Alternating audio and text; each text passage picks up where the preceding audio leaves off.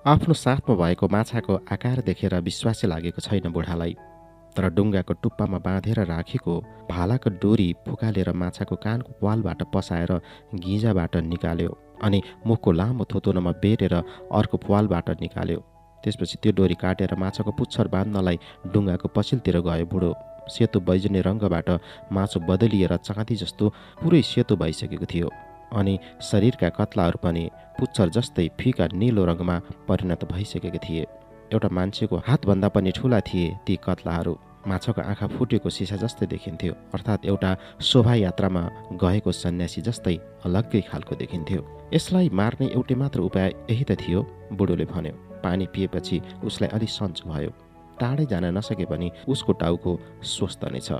माछो पक्कै पनि 1500 पाउन्डभन्दा बढी तौलको हुनुपर्छ, अड्कल गर्यो। अझ बढी होला, बरु घटी चाहिँ छैन।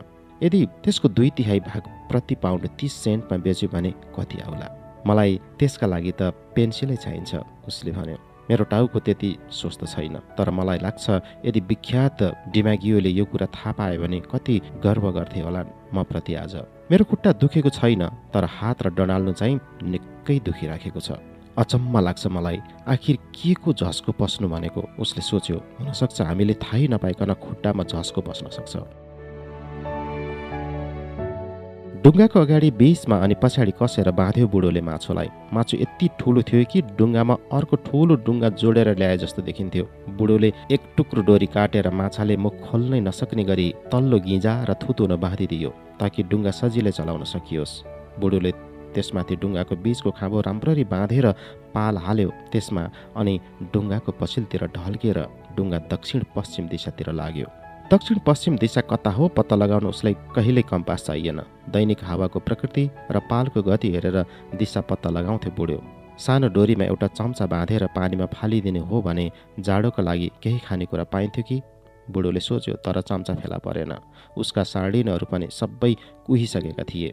त्यसैले उसले बल्छीमा पहेँलो समुद्री झारको टुक्रो हालेर पानीमा फालिदियो। एकैछिन पछि बल्छी तानेर हेर्दा त डुङ्गाको फल्याकमा झिँगे माछा झर्यो बल्छीबाट। 1 दर्जनभन्दा बढी झिँगे माछा बलौटी किरा जस्तै उफ्रिन थाले। बुढोले चोरी औँला र बुढी औँलाले च्यापेर तिनीहरूको टाउको निमेट्यो अनि खोल र पुच्छर सबै चपायो। सानो देखेर के गर्नु, निकै स्वादिलो र पोसिलो थियो झिँगे माछा। अझै 2 पटकलाई पुग्ने पानी थियो बुढोको बोतलमा। झिँगे माछा खाएपछि आधी पानी पियो उसले। डुङ्गा निर्विघ्न चलिरहेको थियो। बुढाले बहानाको डन्डी काखी मुनि च्यापेर डुङ्गा चलाउँदै गयो। बेला बेलामा माछातिर पनि हेर्थ्यो बुढो। आफ्नो हात र पछाडि फर्केर हेर्दा बुढालाई विश्वास हुन्थ्यो यो कुनै सपना नभई विपना नै हो। एकचोटि त बुढोले नमिठो अनुभव गर्यो, सपना पो हो कि कतै भन्ठानेर। त्यसपछि माछो पानी बाहिर हावामा नहल्लिकन झुन्डेको देख्दा उसलाई कुनै अद्भुत चिज देखे जस्तो लाग्यो, तैपनि ऊ विश्वस्त थिएन। त्यसपछि उसले राम्ररी देख्न सकेन, यद्यपि अहिले ऊ पहिलाको जस्तै देख्न सक्ने भयो। माछा उसका हात र पिठु सपना होइनन् भन्ने बल्ल थाहा भयो उसलाई। हात छिट्टै निको हुन्छन्, उसले सोच्यो। अब म रगत लागेको हात धुन्छु र नुनिलो पानीले राम्रै निको पार्ला हातलाई। खाडीको निलो रङ्गको पानीले राम्रै औषधिको काम गर्ला। मैले जसरी पनि टाउको स्वस्थ राख्नै पर्छ। हातले आफ्नो काम राम्रै काम गरेका छन् अनि हामी पनि राम्रैसित गइरहेका छौँ। माछाको मुख बन्द छ। पुच्छर तलमाथि गर्दै हामी दाजुभाइ जस्तै गरी अगाडि बढिरहेका छौँ। त्यसपछि बुढोको टाउको अलि अस्वस्थ भयो। उसले सोच्यो, माछोले मलाई लाँदैछ कि मैले माछोलाई? यदि मैले त्यसलाई लाँदैछु भने त केही भएन, अर्थात् माछोलाई सम्मानसहित डुङ्गामा हालेर लान्थे भने पनि केही थिएन। तर माछो र डुङ्गा सँगसँगै गइरहेका छन्, बुढोले सोच्यो। त्यसले मलाई तान्दा त्यसलाई शान्ति हुन्छ भने पनि होस्। बुद्धि र कौशलमा म त्यो माछोभन्दा त अब्बलै छु। त्यसले मेरो केही बिगार गर्न सक्दैन। तिनीहरू राम्रैसित गइरहेका थिए। बुढोले आफ्नो हातमा नुनिलो पानी लिएर टाउकोलाई सकेसम्म स्वस्थ राख्ने प्रयत्न गर्यो। आकाशमा क्युमुलस र सिरस नामका बादल देखेपछि बुढोलाई रातभरि हुरी चल्छ भन्ने थाहा भयो। बुढोले बारम्बार माछातिर हेरेर सही माछो रहेछ भन्ने पक्का गर्यो। त्योभन्दा 1 घण्टा अघि मात्रै पहिलो सार्कले माछोलाई आक्रमण गरेको थियो। सार्कको आक्रमण अकस्मात घटेको घटना थिएन। 1 माइल तल गएको माछाको रगतको गन्ध सुँघ्दै रगतको बाक्लो आवरण पार गर्दै त्यो सार्क त्यहाँ आएको थियो कि मानौ त्यसले चालै नपाइकन पानीको सतह चिरेर घाममा देखा परेको थियो। त्यसपछि त्यो सार्क फेरि पानी मुनि गएर रगतको गन्ध सुँघ्दै डुङ्गा र माछाको पछि लाग्यो। कोही बेला सार्कले गन्ध सुँघ्नै सक्दैनथ्यो, फेरि गन्ध चाल पाउँथ्यो। अलिकति गन्ध चाल पाएपछि त्यतैतिर तीव्र गतिमा जान्थ्यो। त्यो एउटा ठुलो माको सार्क थियो जुन सबैभन्दा तीव्र गतिमा पौडिन सक्थ्यो। त्यसको चिउँडो बाहेक अरू सबै चिज राम्रा थिए। त्यसको ढाड सर्डफिस माथिल्लो बङ्गारा तरबार जस्तो हुने ठुलो समुद्री माछाको जस्तै निलो भुँडी सेतो वर्णको अनि चिल्लो र राम्रो थियो। चिउँडो बाहेक अरू सबै चिज सर्डफिस जस्तो देखिन्थ्यो। दुईटै चिउँडो बन्द गरेर पछाडिको पखेटा हल्लाउँदै पौडिन थाल्यो माछो। चिउँडोको दुईटै ओठमा दाँतका पङ्क्ति 8वटा थिए जुन बाङ्गो भएर भित्रपट्टि बसेका थिए। धेरैजसो सार्कमा पाइने पिरामिड आकारका सामान्य दाँत थिएनन्। ती दाँत मान्छेको मुठी पारेर राखिएको हातका औँला जस्ता देखिन्थ्यो। बुढो मान्छेको औँला जत्तिकै लामा लामा अनि दुवैतिरको धार छुरा जस्ता देखिन्थे ती दाँत। त्यो माछा समुद्रमा सबै माछा खान जन्मेको जस्तो लाग्थ्यो। ती माछाहरू यति बलिया र तेज गतिका अनि शस्त्र अस्त्रले सुसज्जित थिए कि मानौ तिनीहरूको कुनै शत्रु नै छैनन्। अहिले रगतको ताजा गन्ध पाउन साथ पछाडिको पखेटाको सहायताले तीव्र गतिमा पानीको धार छिचोल्दै अगाडि बढ्यो। त्यो माको सार्क आउँदै गरेको देख्ने बित्तिकै बुढोलाई थाहा भयो कि त्यो सार्क कसैसित पनि डराउँदैन र आफूले चाहेको जे गर्न पनि तयार छ। सार्कलाई हेर्दै गर्दा उसले भाला ठिक पारेर डोरी बाँध्यो। त्यसमा मासु बाँध्न डोरी प्रयोग भइसकेकोले अलि छोटो भयो डोरी अहिले। बुढोको टाउको स्वस्थ स्वच्छ एवं दृढताले भरिएको भए पनि त्यति धेरै आशा चाहिँ गर्न सकेन उसले। अन्तिम समयसम्म बाटो हेर्नु राम्रो होला बुढोले सोच्यो। सार्क नजिक आउँदै गर्दा बुढोले माछुतिर नजर लगायो। बुढोले सोच्यो, कतै यो पनि सपनै त होइन? त्यसले मलाई आक्रमण गर्यो भने म रोक्न सक्दिनँ, तैपनि म त्यसलाई समात्न सक्छु। उसले सोच्यो, तेरी आमा अभागी रहेछ। बुढोले डुङ्गाको पछिल्तिर छेउमा मुख बाउँदै थियो। सार्कले माछाको पुच्छर ठुलो स्वरमा कोपर्दै गरेको देख्यो। सार्कको टाउको र पिठ्यु पानी बाहिर निक्लेको थियो। त्यो सार्कले माछाको छाला र मासु चिथुर्दै गरेको आवाज सुने बुढोले सार्कको दुई आँखा बीच नाकबाट गएको धर्काको सिधा टाउकोमा जोडले प्रहार गर्यो बुढोले। तर त्यो सार्कको त्यस्ता धर्का थिएनन्। सार्कको टाउको निलो, दुईटा ठुला आँखा, चर्को स्वरमा प्रहार गर्ने अनि सबै खाले वस्तु निल्न सक्ने मुख छ। सार्कको मस्तिष्कमै प्रहार गर्यो बुढोले। रगतले लतपत भएका हातले भाला उठाएर जोडले प्रहार गर्यो। केही आशै नगरी बडो निर्ममता र दृढताका साथ प्रहार गर्यो बुढोले। बुढोले सार्क मासतिर आएर छटपटाउँदा त्यसका निर्जीव आँखा देख्यो। डोरीमा 2 फन्को बेरिएर फेरि मासतिर आयो त्यो सार्क अनि हल्लिन थाल्यो। बुढोलाई थाहा थियो कि त्यो सार्क लगभग मरिसकेको छ, तर सार्कलाई स्वीकार्य थिएन। त्यसपछि त्यो सार्क पछाडिको पुच्छर हल्लाउँदै आवाज निकाल्दै यन्त्रचालित डुङ्गाले पानीमा हलो जोते जस्तै गरी आयो। पुच्छरले हिर्काएको ठाउँमा पानीको गाज सेतै देखिन्थ्यो भने बेरीको डोरी तन्केर टुक्रा टुक्रा भएर चुडेपछि माछाको शरीरको 3/4 भाग बाहिर निस्क्यो। एकछिन त्यो सार्क पानी बाहिर भएको बेला बुढोले हेऱ्यो त्यसलाई। त्यसपछि बिस्तारै पानीभित्र पस्यो त्यो सार्क। बुढोले चिच्याएर भन्यो, त्यसले लगभग 40 पाउन्ड जति लग्यो। मेरो भाला र सबै डोरी पनि लग्यो त्यसले। बुढोले सोच्यो, अब मेरो माछाबाट रगत निस्किन्छ अनि अरू सार्क पनि आउँछन्। सार्कले चिथुरेको माछालाई धेरै बेर हेर्न मन लागेन उसलाई, किनभने सार्कले माछालाई चिथुर्दा ऊ आफैले चिथुरेको अनुभूति भयो। तर मेरो माछा टोक्ने सार्कलाई मैले मारि छाडेँ। उसले सोच्यो, त्यो सार्क मैले अहिलेसम्म देखेको सार्कमध्ये सबभन्दा ठुलो सार्क हो। ईश्वरलाई थाहा छ कि मैले त्यस्ता ठुला ठुला माछा त कति देखेँ कति। अन्तमा जे हो राम्रै हो उसले सोच्यो। म चाहन्थेँ यो सपनै होस् अनि बल्छीमा माछो नपारिकन पत्रिका ओछ्याएर एक्लै सुत्न पाएको भए राम्रो हुन्थ्यो होला बरु। तर मानिस पराजित हुनु जन्मेको होइन उसले भन्यो। मानिस टोक्रिन्छ बरु तर भाँचिँदैन, अर्थात् नष्ट हुन्छ तर पराजित हुन सक्दैन। यद्यपि माछा मारेकामा म निकै दुखी छु, बुढोले भन्यो। अब सङ्कटको घडी आए जस्तो छ। मसित भाला पनि छैन। त्यो देन्तुसो साह्रै निर्दयी, सक्षम, बलियो र बुद्धिमानी थियो, तर म त्योभन्दा बढी नै बुद्धिमान थिएँ। सायद नहुन पनि सक्छ उसले सोच्यो। सायद म हात हतियारले मात्रै सुसज्जित थिएँ। धेरै सोचेर नबस बुढा, उसले चिच्याएर भने। यसरी नै गइराख अनि जे हुन्छ पछि नै हेरौँला। बुढोले मनमा नै भन्यो, तर मैले सोच्नै पर्छ, किनभने मेरो बाँकी भन्नु नै यति नै त हो। यही माछो र बेसबल त हो मेरो सर्वस्व भनेको। मैले सार्कको मस्तिष्कमा भालाले हिर्काएको दिमागियोले देख्न पाएको भए कस्तो ठान्थे होलान् उनले। यो कुनै ठुलो कुरो होइन उसले सोच्यो। यो त सबैले गर्न सक्छ, तर खुट्टाको हड्डी दुखाएको पीडा जस्तै मेरा हातहरू पनि अपाङ्ग थिए भनेर सोच्न सक्छौ? म जान्दिनँ, अहिलेसम्म मेरो कुर्कुच्चामा केही भएको छैन। एकचोटि पौडी खेल्दा स्टिङरे नाम गरेको समुद्री माछाले टोक्दा पैतालासम्म असह्य पीडा चाहिँ भएको थियो, साथै पक्षीघात पनि। खुसी देखिने गरी केही सोच बुढोले आफैलाई भन्यो, मिनेटमा त घर नजिक पुग्दैछस्। माछाको तौल 40 पाउन्ड घटेकाले सजिलैसित डुङ्गा खियाउन सक्छस् त। उसलाई राम्रोसित थाहा थियो कि पानीको धारका बीच डुङ्गा फस्न गयो भने के हुन्छ, कस्तो परिवर्तन आउन सक्थ्यो भन्ने बारेमा बुढो अनभिज्ञ थिएन। तर यति बेला गर्न सकिने केही छैन। अवश्य एउटा काम गर्न सकिन्छ, बुढोले चिच्याएर भन्यो। म एउटा बहानाको टुप्पोमा चक्कु बाँधिदिन सक्छु। त्यसका लागि बुढोले पालको डोरी खुट्टालाई थिचेर बहानाको डोरी काखीमुनि च्याप्यो। बुढोले भन्यो, म अहिलेसम्म आफूलाई बुढो मान्छे मान्छु, तर निशस्त्र चाहिँ छैन। यतिखेर ताजा हावा बहिरहेकोले बुढोले डुङ्गा राम्रैसित चलाउँदै गयो। माछाको अगाडिको भाग निहाल्दा केही आशा पलायो उसको मनमा। आशै नगर्नु त मूर्खा त भइहाल्यो नि, बुढोले सोच्यो। अझ त्यो भन्दा पनि पापै हो भन्नान्छु म त। पापका बारेमा सोच्दै नसोच, उसले मनमा नै भन्यो। पाप भन्दा पनि अझ थुप्रै समस्याहरू छन्। पाप के हो म केही बुझ्दा पनि बुझ्दिनँ। पाप के हो नबुझेकाले म यसमा विश्वास गर्छु भन्न पनि सक्दिनँ। सायद त्यो माछालाई मार्नु चाहिँ पाप थियो कि आफू बाँच्न र अरूलाई पनि बचाउन यसलाई मारे पनि पाप कर्म हो भन्नान्छु म। तर त्यसो भए त संसारका सबै थोक पाप हो। पापका बारेमा सोच्दै नसोच, यो कुरा निकै ढिला भइसक्यो। तलब लिएर पाप कर्म गर्नेहरू थुप्रै छन् यहाँ। उनीहरूले सोचुन् पापका बारेमा। जसरी माछो भएर जन्म्यो त्यसै गरी त पनि माझी हुन जन्मेको होस्। महान डिमागियोको बाबु जस्तै सान पेद्रो पनि एउटा माझी नै त थियो आखिर। तर अहिले गरिराखेकै कामका बारेमा सोच्न उचित ठान्यो उसले। सुन्नलाई रेडियो नहुँदा र पढ्नलाई पत्रिका नहुँदा मात्रै पापका बारेमा सोचिस्। तैँले यो माछा आफू बाँच्न र भोजनका लागि मात्रै मारेको होइनस्, बुढोले सोच्यो। तैँले त्यसलाई आफ्नो गौरवका लागि पनि अनि माझी हुनका नाताले मारेको होस्। जिउँदो छँदा माया गर्थिस् यसलाई, साथै मारेपछि पनि त बढी सोच्छस् मात्रै बुढा, उसले चिच्याएर भन्यो। तर त्यो सार्क मार्दा तँलाई खुब आनन्द आयो। उसले सोच्यो त जस्तै त्यो पनि जिउँदो माछा खाएर बाँच्ने हो, अरू सार्क जस्तो सिनो खाने, भोकले छटपटेर हिँडिरहने अनि होइन।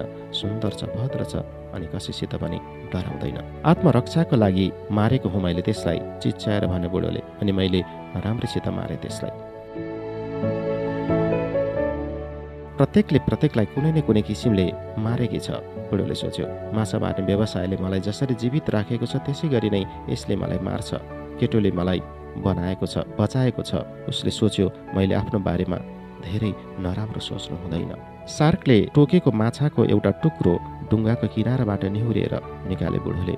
उसले यसलाई राम्ररी चपाएर स्वाद लिने विचार गर्यो। मासु जस्तै सारो र रसिलो थियो, तर रातो थिएन।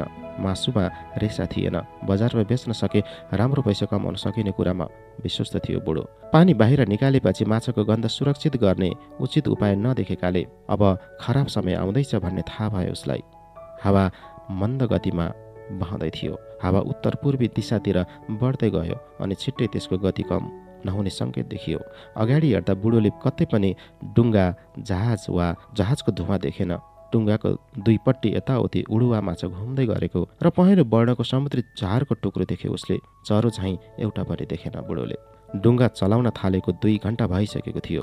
डुङ्गाको टुप्पोमा विश्राम गर्दै बेला बेलामा मार्लिनको मासुको टुक्रा चपाउँदै अनि दरो बन्ने कोसिस गर्दै गर्दा 2वटा सार्क मध्ये पहिलो सार्क देख्यो उसले। अय्या, बुढो चिच्यायो ठुलो स्वरले। यो शब्दको अनुवाद छैन सायद। मान्छेको हात काठमाथि राखेर काँटी ठोक्दा पीडामा अनिच्छापूर्वक यसरी चिच्याउँछ। गेला नोस, बुढो चिच्यायो। पहिलो दोस्रो एक गरी पखेटा आएको देख्यो उसले। ध्वाँसे शरीर, त्रिभुज आकारको पखेटा र पुच्छर घिसार्दै आएको देख्दा उसले ती माछाहरू कोदाली नाके सार्क रहेछन् भन्ने थाहा पायो। रगतको गन्ध थाहा पाउने बित्तिकै तिनीहरू उत्तेजित भएर भोकले रन्थनिँदै डुङ्गातिर आयो। कहिले गन्ध हराउने, कहिले भेट्ने गर्थे, तर जे होस् तिनीहरू पल पल नजिकै थिए। पालको डोरी र बहानाको डन्डी बाँधे बुढोले। त्यसपछि टुप्पामा चक्कु बाँधेर राखेको बहाना हातमा लियो। सकेसम्म बिस्तारै उचाले उसले त्यसलाई, किनभने उसको हात अझै दुखिरहेको थियो। दुईटै हातलाई सामान्य हालतमा राख्न उसले खोल्ने र बन्द गर्ने गरिरह्यो बिस्तारै। बुढोले जति पीडा भए पनि हात नखुस्कियोस् भनेर बेसरी कसेर समात्यो अनि झर्को नमानिकन सार्कको प्रतीक्षा गर्न थाल्यो। सार्कको चेप्टो फराक कोदाली आकारको टाउको र छातीको सेतो फराक पखेटा देख्यो। ती सार्कहरू देख्दै घिनलाग्दा दुर्गन्धित सिनो खोजी हिँड्ने अनि हत्यारा खालका थिए। भोकाएको बेला तिनीहरू बहाना र डुङ्गा समेत टोक्न बेर लाउँदैनथे। नितै राखेको कछुवा भेटे भने त तिनीहरूको खुट्टा र पखेटा टुकेर चुडाले दिन्थ्यो होला सायद। तिनीहरूले भोकाकै बेलामा त पानीमा मान्छेलाई समेत आक्रमण गर्न बेर लाउँदैनन्, भलै माछाको रगतको गन्ध र चिप्लोपन मान्छेमा किन नहोस्। ओइ, बुढोले भन्यो, गेलानोस्, यता आइज गेलानोस्। तिनीहरू आए, तर तिनीहरू माको सार्क जसरी आएनन्। एउटा घुमेर डुङ्गा मुनि अलप भयो अनि उफ्रेर माछालाई चिथोर्दा डुङ्गा हल्लिएको चाल पायो उसले। अर्कोले चाहिँ टेढो आँखाले बुढालाई हेऱ्यो। चिउँडो दुईटा अर्धवृत्ताकार पारेर माछाको घाउ चिथोर्नलाई दौडेर आयो। खैरो रङको टाउको र पिठ्ठु बीच जहाँ मस्तिष्क अनि मेरुदण्ड जोडिएको ठाउँमा एउटा धर्सा देख्यो अनि बुढोले बहानामा बाँधेको चक्कुले त्यही जोर्नीमा घोचिदियो। फुत्त चक्कु थुत्यो। फेरि त्यही चक्कुले बिरालाको जस्तो देखिने सार्कको कुहिरो आँखामा पनि घोचिदियो। सार्कले माछा छोडिदियो अनि मुखमा हालेको मासुको टुक्रो निलेर मर्यो। अर्को सार्कले माछालाई टोकिराखेकाले अझै डुङ्गा हल्लिरहेको थियो। बुढोले डुङ्गा मुनि गएको सार्कलाई निकाल्न डुङ्गा घुमाउने कोसिस गर्यो। सार्कलाई देख्ने बित्तिकै बुढोले डुङ्गाको छेउबाट ढल्केर त्यसको शरीरमा घोचिदियो। छाला बाक्लो भएकाले चक्कु मुस्किलले भित्र पस्यो। अलिकति मात्रै छोयो मासुलाई। त्यो प्रहारले बुढोको हात र काँध दुइटै दुख्यो। त्यो सार्क टाउको निकाल्दै द्रुत गतिमा मासतिर आयो। त्यसको नाक पानीबाट बाहिर निस्किँदै बुढोले त्यसको फराकिलो ठुलो टाउकोमा घोचिदियो, तर त्यो सार्क माछामा टाँसिरह्यो। चक्कु निकालेर बुढोले फेरि त्यही ठाउँमा घोचिदियो सार्कलाई। त्यो सार्क अझै माछाको शरीरमा झुन्डिरहेको थियो। त्यसको देब्रे आँखामा चक्कुले घोचिदियो बुढोले, तैपनि अझै झुन्डिन छाडेन सार्क। भनेर बुढोले ढाडको हड्डी र मस्तिष्कको बीचमा पर्ने गरी चक्कुले घोचिदियो। कडा प्रहार थियो। त्यसको कुरकुरी हाड भाँचिएको अनुभव गर्यो उसले।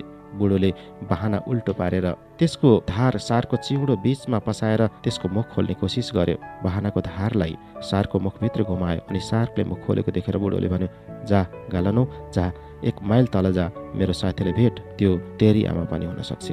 बुढाले चक्कुको धार पुछ्यो अनि बहाना डुङ्गामा राख्यो। त्यसपछि पालको लुगा ठिक पार्यो अनि पहिला जस्तै गरी डुङ्गा चलाउँदै गयो। तिनीहरूले माछाको 1/4 भाग मासु लगेको हुनुपर्छ। त्यो पनि सबभन्दा राम्रो मासु चाहिँ लगे। उसले चिच्याएर भन्यो, म चाहन्छु यो सपना होस् अनि मैले कहिल्यै माछो बल्छीमा नपारेको होस्। म त्यसका लागि दुखी छु। माछा सबै चिज बर्बाद पारिदिन्छ यसले। ऊ रोकियो अनि माछातिर फर्केर पनि हेर्न मन लागेन उसलाई। रगतले सुकेको त्यो माछो ऐनाको पारो जस्तै देखिन्थ्यो अनि त्यसको शरीरका कत्लाहरू अझै प्रष्ट देखिन्थ्यो। म त्यति साह्रो टाढा जानु हुँदैन थियो अघि माछा, उसले भन्यो, न त मेरा लागि न त तेरा लागि। म दुखी छु माछा त्यसका लागि। अब उसले आफैले भन्यो, चक्कु बाँधेको डोरी काटिएको छ कि छैन हेर, त्यसपछि तेरो हात पनि ठिक पारिराख, किनभने यहाँ अरू पनि थुप्रै काम गर्नुपर्छ। मसित चक्कु उध्याउने एउटा ढुङ्गो हुनु पर्थ्यो साथमा। उसले बहानाको टुप्पोमा बाँधेको डोरी हेरेर भन्यो, मैले एउटा ढुङ्गो ल्याउनु पर्थ्यो। उसले सोच्यो, तैँले थुप्रै चिज ल्याउनु पर्थ्यो, तर तैँले ल्याइनस् बुढा, तैँले के ल्याइनस् भनेर सोचेर समय खेर फाल्ने होइन। अब आफूसित जे जति छ त्यसैले काम गर्ने बेला हो यो, त्यसैको बारेमा सोच। तैँले मलाई राम्रो सल्लाह दिन्छस्, उसले चिच्याएर भन्यो। म थाकिसकेँ तेरो सल्लाह सुन्दा सुन्दै। बुढोले बहानाको डन्डी काखी मुनि च्यापेर डुङ्गा अघि बढिरहेको बेला आफ्नो दुइटै हात पानीमा चोपल्यो। ईश्वरलाई थाहा होला पछिल्लो सार्कले कति मासु लग्यो भनेर, उसले भन्यो। तर जे होस्, डुङ्गा अहिले ठिकै हलुको भइरहेको छ। आन्द्रभुँडी निस्किएको माछा सम्झिन पनि मन लागेन उसलाई। सार्कको प्रत्येक आक्रमणले माछाको मासु चितुरेको थाहा थियो उसलाई अनि माछाले त्यसको पछि पछि समुद्रमा सबै सार्कले थाहा पाउने गरी रगतको फराक बाटो बनाएको थियो। यो एउटा यस्तो मासु थियो जसले एकजना मान्छेलाई हिउँदभरि भरण पोषण गर्थ्यो। उसले सोच्यो, अब त्यस्तो सोचेर केही फाइदा छैन। आराम गर अनि बचे खुचेको माछो बचाउने चेष्टा गर। तेरो हात ठिक पारेर राख। पानीमा भएको रगतको गन्ध अगाडि तेरो हातको गन्ध त केही पनि होइन। फेरि मेरो हातबाट त्यति धेरै रगत पनि निस्किँदैन। अलिकति काटिएर त केही फरक पर्दैन। रगत आएकाले देब्रे हात नखुम्चिन पनि सक्छ। अब म के सोच्न सक्छु? केही पनि सोच्न सक्दिनँ। बरु केही नसोचिकन अर्को सार्कको प्रतीक्षा गर्नुपर्छ मैले। म चाहन्छु यो पनि एउटा सपना नै होस्। बुढोले सोच्यो, तर कसले जान्दछ र, सबै कुरा राम्रै हुन पनि त सक्छ। त्यसपछि आएको सार्क एक नाके थियो। दानाको भाँडा देखेर जसरी सुँगुर आउँछ उसै गरी आयो त्यो सार्क। यदि त्यसको ठुलो मुख हुन्थ्यो भने त्यसभित्र कसैको टाउको पनि पस्थ्यो होला। बुढोले त्यसलाई मासु चिथोर्न दियो अनि चक्कु बाँधेको बहाना निकालेर त्यसको मस्तिष्कमा हान्यो। तर त्यो सार्क पछाडि सरेर उफ्रिनाले चक्कु चिप्लिएर भाँचियो। बुढो डुङ्गा चलाउन बस्यो। त्यति ठुलो सार्क पानीभित्र पसेको कहिल्यै देखेको थिएन उसले। सुरुमा जीवन्त आकार, त्यसपछि सानो अनि झन सानो हुँदै पानीभित्र पस्यो त्यो सार्क। त्यसले बुढोलाई सधैँ मोहित पार्थ्यो, तर अहिले त्यसलाई हेर्दै पनि हेरेन उसले। मसित अहिले काँटे बल्छी छ उसले भन्यो, तर त्यसले खासै काम त्यसलाई जस्तो छैन। मसित दुईटा बहाना, एउटा छोटो लौरो अनि एउटा सानो मुङ्ग्रो छ। अहिले चाहिँ तिनीहरूले मलाई पराजित गरी छाडे उसले भन्यो। सार्कलाई चुटेर पनि मार्न सक्दिनँ, म निकै बुढो भइसकेँ। तर मसित बहाना, लौरो र मुङ्ग्रो छौन्जेल कोसिस गर्छु। भिजाउनका लागि उसले हात पानीमा डुबायो। साँझ पर्न लागेकाले बुढोले आकाश र समुद्र बाहेक अरू केही देखेन। बुढो भएको ठाउँमा भन्दा आकाशमा धेरै हावा थियो। छिट्टै जमिन, समुद्री किनारा देख्न पाइने आशा पलायो बुढोको मनमा। "तँ थाकिस् बुढा," उसले भन्यो, "तँ भित्रदेखि थाकिस्।" सूर्यास्त हुनुभन्दा अघिसम्म ती सार्कहरूले माछोलाई फेरि आक्रमण गरेनन्। बुढोले माछाको रगतले बनाएको बाटो हुँदै आइरहेका एक जोडी सार्कको खैरो पखेटा देख्यो। माछाको रगतको गन्धलाई वास्तै नगरिकन सिधै डुङ्गातिर पौडिएर आइरहेका थिए तिनीहरू। पालको डोरी बाँधेपछि डुङ्गा पछाडि लौरो खोज्न गयो बुढो। बहाना भाँचिएर बाँकी रहेको 2.5 फुट लामो मुङ्ग्रो थियो त्यो। त्यसको बिँड छोटो भएकोले एउटै हातले सजिलैसित चलाउन सकिन्थ्यो। त्यसैले दाहिने हातले राम्ररी समातेर सार्कको प्रतीक्षामा बसे बुढो। तिनीहरू दुईटै गेलानोस हुन्। पहिलो सार्कलाई म माछो चिथोर्न दिन्छु ताकि त्यसको नाकको बिचमा र टाउकोमा हान्न पाइयोस् उसले सोच्यो।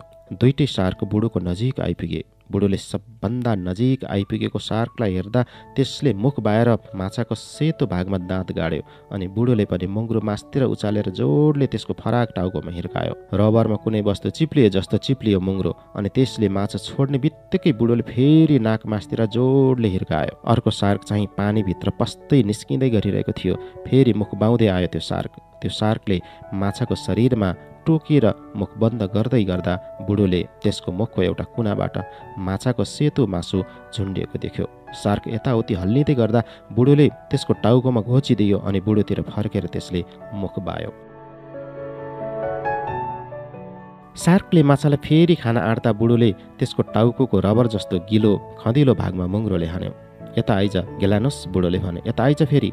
त्यो सार्क झम्टिँदै आएर माछालाई टोक्न थालेको मात्र के थियो त्यसलाई बुढोले जोडले हिर्कायो। बुढोले सकेसम्म मुङ्ग्रो मास्तिर उचालेर जोडले हिर्कायो त्यसलाई। योचोटि ऊ मस्तिष्क मुनिको हड्डीलाई हिर्काउन सफल भयो अनि फेरि त्यही ठाउँमा हिर्काउँदा मात्रै सार्कले माछाको मासु लुचेर बिस्तारै हिँड्यो। बुढो फेरि सार्कको प्रतीक्षामा बस्यो, तर सार्क देखा परेन। एकैछिनपछि एउटा सार्क पानीमा चक्राकारले घुम्दै गरेको देख्यो उसले। अर्को सार्कको चाहिँ पखेटा समेत देखेन। ती सार्कलाई मार्ने आश गर्दिन म उसले सोच्यो। युवा अवस्थामा भए सक्थेँ होला, तर मैले दुवैलाई निकै चोट पुर्याएको छु अनि एउटैको पनि अवस्था राम्रो देख्दिनँ म। दुवै हातले समातेर मुङ्ग्रो हान्न पाएको भए पहिलाकोलाई चाहिँ पक्कै मार्न सक्थेँ होला। अझै पनि सक्छु बुढोले सोच्यो। मासुतिर त फर्केर पनि हेर्न मन लागेन उसलाई। आधाभन्दा बढी मासु नाश भइसकेको कुरा थाहा थियो बुढोलाई। सार्कसित लडाइँ गर्दा गर्दै घाम अस्ताइसकेको थियो। अब छिट्टै रात पर्छ उसले भन्यो। त्यसपछि मैले हवानाबाट आएको उज्यालो देख्न पाउँछु। यदि म पूर्वपट्टि धेरै टाढा रहेछु भने पनि कुनै नयाँ समुद्र तटको उज्यालो त अवश्यै देख्न पाउनेछु। धेरै टाढा पुगेको त नहुनुपर्ने हो म उसले सोच्यो। मलाई लाग्छ मेरो बारेमा कोही पनि चिन्तित छैन। अवश्य केटोले चाहिँ दुःख मनाउला, तर म निश्चिन्त छु कि केटोको ममाथि पुरा भरोसा छ। अरू थुप्रै बुढा माझीहरू पनि दुःखी हुनेछन्। अरूहरू पनि छन् मेरा बारेमा चिन्ता गर्ने उसले सोच्यो। म एउटा राम्रो सहरमा बस्छु। माछुसित केही कुरो गर्न सकेन बुढोले, किनभने माछो नराम्रोसित क्षतविक्षत भइसकेको थियो। त्यसपछि केही छिनमै उसको दिमागमा बुद्धि पलायो। अर्ध माछा उसले भन्यो, "कोही बेला त पनि सग्लो माछा थिइस्। टाढा पुगेकामा म दुःखी छु। मैले गर्दा हामी दुवै बर्बाद भयौँ। हामी दुवै मिलेर थुप्रै सार्क मार्यौँ, अरू पनि थुप्रैलाई बर्बाद पार्यौँ। अहिलेसम्म तैँले कतिलाई मारिस् बुढो माछा? तेरो टाउकाको त्यो भाला जस्तो चिज त्यसै बनेको होइन होला। माछाको बारेमा सोच्दा उसलाई ठिकै लाग्यो। म पानीमा स्वतन्त्र रूपले पौडिन पाएको भए के गर्थे होला सार्कलाई? तिनीहरूको चुच्चो काटेर लड्थे तिनीहरूसित उसले सोच्यो। तर मसित न त बन्चरो छ न त चक्कु नै। तर यदि ती चिजहरू मसित भइदिएको भए म बहानाको टुप्पोमा बाँध्ने थिएँ। कति राम्रो हतियार बन्थ्यो होला। त्यसपछि हामी दुवै तिनीहरूसित लड्थ्यौँ। यदि तिनीहरू राति आए भने त के गर्न सक्छस्? के नै गर्न सक्छस् र त? लड्छु म तिनीहरूसित उसले भन्यो। एक मुट्ठी सास छौन्जेल लड्छु म तिनीहरूसित। तर यतिखेर यो अँध्यारोमा न कुनै उज्यालो वस्तु छ, न कुनै बत्ती कति छ, खाली हावा चलेको छ। डुङ्गाको स्थिर गतिमा उसले लाग्यो कतै ऊ मरिसकेको त छैन। दुईटै हात एकै ठाउँमा खप्ट्याएर हत्केला छामिएर उसले मरेकै रहेनछन् ती हातहरू। हत्केला खोल्दै बन्द गर्दै जिन्दगीको पीडा बोध गरे उसले। डुङ्गाको पछाडिपट्टि अडेस लाग्यो अनि थाहा पायो कि ऊ अझै जीवित छ। उसका दुईटै काँधले पनि ऊ मरेको छैन भन्ने सङ्केत गर्यो। माछा समात्न सके भने मैले गर्छु भनेका प्रार्थनाका प्रतिज्ञाहरू भुलेको छैन मैले। अझै उसले सोच्यो, तर अहिले प्रार्थना गर्न सक्ने अवस्था छैन मेरो। धेरै थाकेको छु म, बरु थैलो काँधमा बोक्नु नै उचित होला। अडेस लागेर डुङ्गा चलाउँदै गर्दा कतैबाट आकाशमा उज्यालोको किरण देखा पर्छ। प्रतीक्षा गर्न थाले बुढो। मसँग माछो आधा मात्रै छ, बुढोले सोच्यो। मेरो भाग्यले सायद त्यही आधा मात्र लान लेख्या होला। अलिकति भए पनि भाग्य त छ है मेरो। उसले भन्यो, त्यति टाढा गएर तैँले आफ्नो भाग्य बर्बाद पारिस्। त मूर्ख छस्, उसले चिच्याएर भन्यो। होस गरेर डुङ्गा चला, अझै भाग्यले साथ दिन सक्छ तँलाई। भाग्य किन्ने ठाउँ भए अलिकति किनेर ल्याउँथे म, उसले भन्यो। कसरी किन्नु, केले किन्नु, किन्ने पाए पनि? उसले आफैले सोध्यो। हराएको माला, भाँचिएको चक्कु अनि दुईटा यी काम नलाग्ने हातले किने त हो नि। शक्तिशोला सायद तैँले, उसले मनमनै भन्यो। समुद्रमा तैँले बिताएका ती 84 दिनले यसलाई किन्ने कोसिस नगरेको होइनस्, झन्डै तँलाई नै उल्टै बेचिदिए तिनीहरूले। यस्ता वाहियात कुरा सोच्नु हुँदैन तैँले, उसले सोच्यो। भाग्य एउटा यस्तो चिज हो जुन विभिन्न रूप लिएर आउँछ। कसले चिन्न सक्छ र त्यसलाई? भाग्य किन्न पाए त म पनि जति भने पनि तिर्थेँ। कतैबाट उज्यालो देख्न पाए पनि हुन्थ्यो, उसले सोच्यो। धेरै चिजको इच्छा गर्नु छ, तर यतिखेर मैले चाहेको चिज भनेको भाग्य मात्रै हो। आरामसित वाहन चलाउन थाल्यो अनि शरीरमा पीडा महसुस भएपछि उसले थाहा भयो कि ऊ अझै मरेको रहेनछ। जुन झुल्किनु देखेको त्यो उज्यालो केही बेरका लागि मात्रै बोधगम्य भयो। त्यसपछि हावा लाग्न साथ कठोर हुने समुद्र पारी त्यो प्रकाश स्थिर भयो। अब चाँडै नै यो डुङ्गाले खोलाको किनारमा धक्का दिनेछ। अहिलेलाई बाँचियो, उसले विचार गर्यो। फेरि आक्रमण गर्न सक्छन् तिनीहरूले मलाई। एउटा निहत्था मान्छेले अँध्यारामा तिनीहरूको विरुद्ध के नै पो गर्न सक्छ र? राति ठन्डीमा उसको शरीर कामिरहेको थियो भने काटेको र दुखेको ठाउँमा अझ बढी पीडा भइरहेको थियो। मलाई लाग्छ अब मैले धेरै लड्नु पर्दैन होला, उसले सोच्यो। ठुलै आशा छ फेरि लड्नु पर्दैन होला भन्ने। तर मध्यराति उसले फेरि युद्ध गर्नु पर्यो। तर यो चोटिको युद्ध निरर्थक हुन्छ भन्ने थाहा थियो उसलाई। सार्कको बथानै आएको थियो। तिनीहरूको पखेटाले पानीमा बनाएका घेरा अनि माछामाथि तिनीहरूले फ्याँकेको धिपधिपी उज्यालो मात्र देख्यो बुढोले। उसले सार्कका टाउकामा हिर्काउँदा माछालाई चितुरेको आवाज र तलबाट डुङ्गा हल्लिएको चाल पाए बुढोले। निराशोन्मत्त भएर बुढोले जताततै पिट्न थाल्यो सार्कलाई। तर अकस्मात कसैले उसको मुङ्रो खोसेर भाग्यो। मुङ्रो गुमाउन पुग्यो बुढो। बुढोले मार्गदर्शकबाट बाहन झिक्यो अनि दुईटै हातले समातेर भयभरको बल लगाएर पिट्न थाल्यो सार्कलाई। डुङ्गाको छेउमै आएर एकपछि अर्को गर्दै माछाको मासु चिथुर्नाले पानीमुनि मासुका टुक्रा टल्किरहेका थिए। फेरि फर्केर आए अनि मासु चिथुरेर लगे सार्कहरूले। अन्तमा एउटा सार्क आयो। माछाको टाउको ताक्दै उसले थाहा भयो अब चाहिँ सकियो भनेर। माछाको टाउकोमा जुन ठाउँमा सार्कले चितुरेको थियो त्यही ठाउँमा बुढोको बाहना उचालेर दुईटै चिउँडोमा हिर्काएर लखेट्ने कोसिस गर्यो। हिर्काउँदा बाहना भाँचियो। त्यही भाँचिएको बाहनाले सिधै फोक्सोमा पर्ने गरी घोचिदियो बुढोले। सार्कको शरीरभित्र बाहनाको तीखो टुप्पो पसेको थाहा पाएपछि उसले त्यो बाहनाको टुक्रो निकालेर फेरि घोच्यो।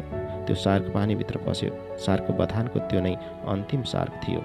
खानाका लागि बाँकी नै के थियो र माछाको शरीरमा? सास फेर्न निकै गाह्रो भयो बुढोलाई अनि अनौठो खालको स्वादको अनुभूति भयो बुढोको मुखभित्र। गुलियो गुलियो थियो त्यो स्वाद। डुङ्गा चलाइरह्यो।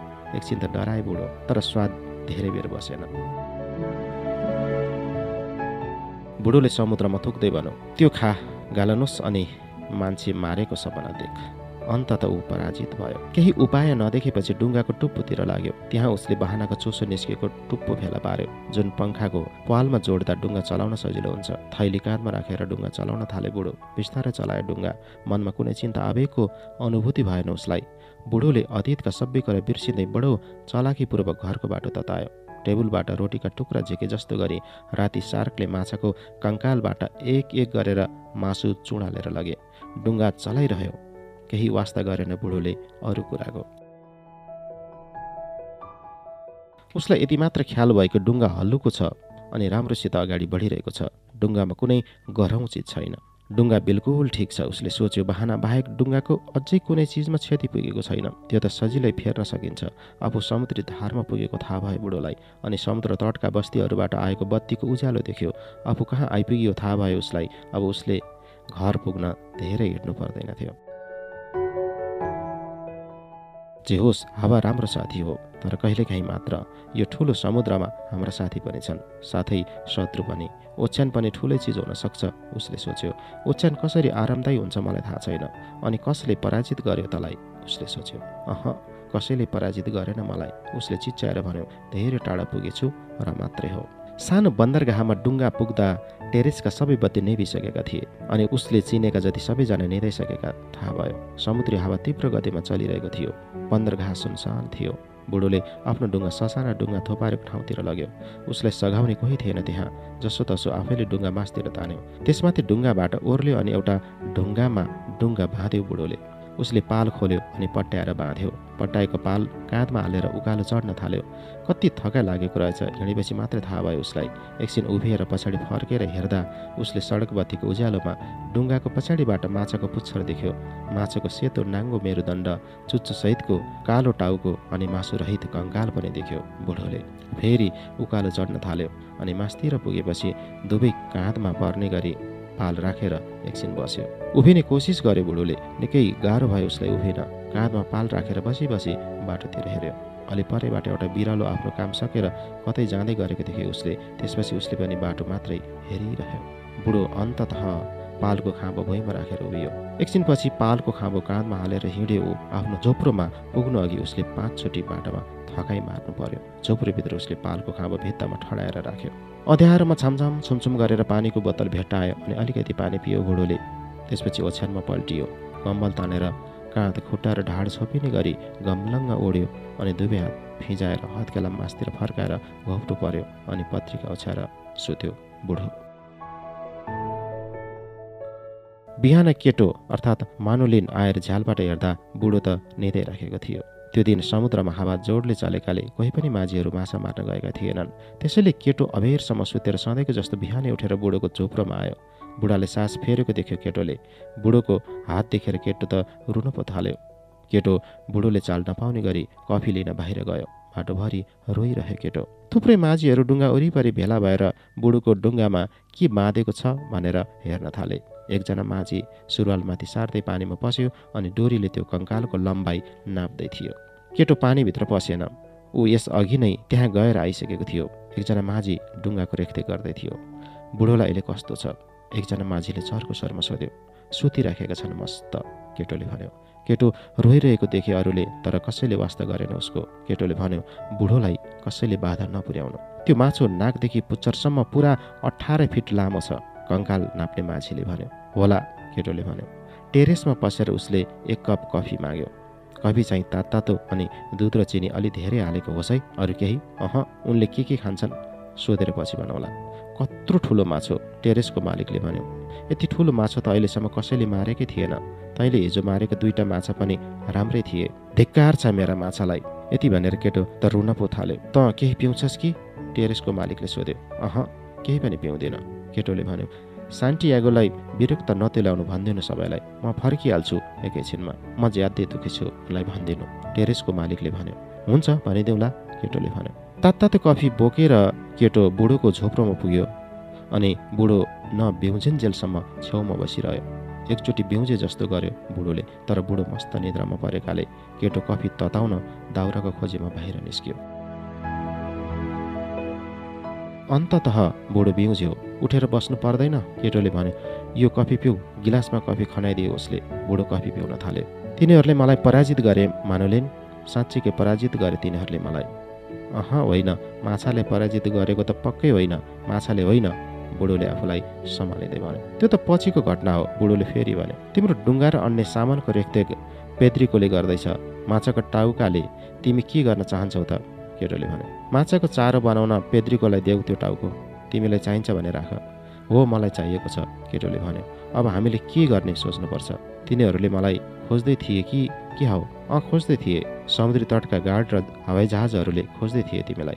ठुलो समुद्रमा सानो जहाज देख्न मुस्किल पर्छ, बुढोले भन्यो। एक्लै समुद्रसित कुरा गर्नुभन्दा मान्छेसित कुरा गर्नु कता कता राम्रो हुन्छ।